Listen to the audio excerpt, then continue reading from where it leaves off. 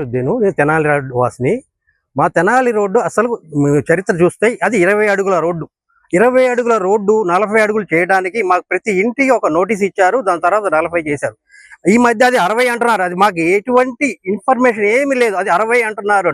60 రోడ్డులు చేస్తే మాకు 100 సంవత్సరాలకు మా తాతలు ఇచ్చిన ఆస్తి ఇచ్చిన 75 గజాలు రోడ్డు పాలైపోతాం. నేనే కాదు, నాలాంటి కుటుంబాలు చాలా చాలా ఉన్నాయి. మాకు ఇదే ఆధారం. కావున మా ఇందు దయ ఉంచి ఈ రోడ్డు ఇస్తారనను ఇంకో విధంగా ఆలోచించి ఇది వన్ వేగా ఇంకోటి చేస్తారా అనేది ఆలోచించండి.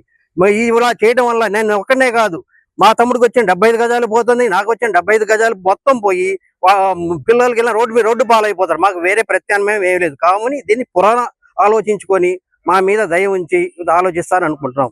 అది కాక ఇదే రోడ్డులో 200 సంవత్సరాల చరిత్ర గల ఖబర్స్థాన్ ఉంది, ఒక చర్చి ఉంది, ఒక గుడి ఉంది. కావున మా ఇందు దయ ఉంచి ఈ అన్నిటికీ ఒకళ్ళకి ఇది లేకుండా మీరు సామరస్యంగా